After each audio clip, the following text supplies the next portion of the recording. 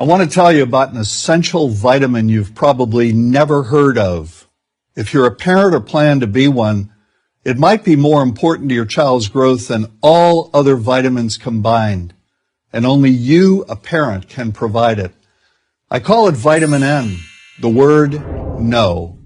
More and more children, I find, are suffering from vitamin N deficiency, and they, their parents, and our entire culture are paying the price. Let me illustrate my point with a story that's quite typical. A father, I'll call him Bill, gave his son, age 5, pretty much everything the little boy asked for. Like most parents, Bill wanted more than anything for his son to be happy, but he wasn't. Instead, he was petulant, moody, and often sullen. He was also having problems getting along with other children. In addition, he was very demanding and rarely, if ever, expressed any appreciation, let alone gratitude, for all the things Bill and his wife were giving him. Was his son depressed, Bill wanted to know? Did he need therapy? His son, I told him, was suffering the predictable ill effects of being overindulged. What he needed was a healthy and steady dose of vitamin N. Overindulgence, a deficiency of vitamin N, leads to its own form of addiction. When the receiving of things begins to generate nothing but want for more things. One terrible effect of this is that our children are becoming accustomed to a material standard that's out of kilter with what they can ever hope to achieve as adults.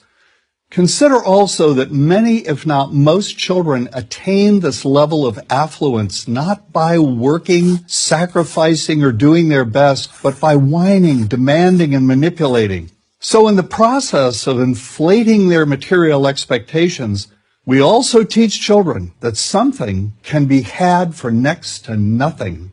Not only is that a falsehood, it's also one of the most dangerous, destructive attitudes a person can acquire. This may go a long way toward explaining why the mental health of children in the 1950s, when kids got a lot less, was significantly better than the mental health of today's kids.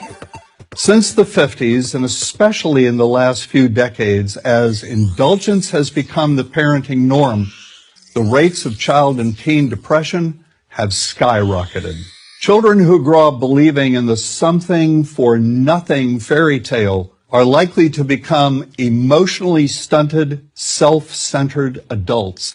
Then, when they themselves become parents, they're likely to overdose their children with material things. The piles of toys, plushies, and gadgets one finds scattered around most households. In that way, overindulgence, a deficiency of vitamin N, becomes an inherited disease. An addiction passed from one generation to the next. This also explains why children who get too much of what they want rarely take proper care of anything they have. Why should they? After all, experience tells them that more is always on the way. Children deserve better. They deserve to have parents attend to their needs for protection, affection, and direction. Beyond that, they deserve to hear their parents say no far more often than yes when it comes to their whimsical desires. They deserve to learn the value of constructive creative effort as opposed to the value of effort expended whining, lying on the floor, kicking and screaming, or playing one parent against the other. They deserve to learn that work is the only truly fulfilling way of getting anything of value in life, and that the harder they work, the more ultimately fulfilling the outcome. In the process of trying to protect children from frustration, parents have turned reality upside down. A child raised in this topsy-turvy fashion may not have the skills needed to stand on his or her own 2 feet when the time comes to do so. Here's a simple rule. Turn your children's world right side up by giving them all of what they truly need, but no more than 25% of what they simply want.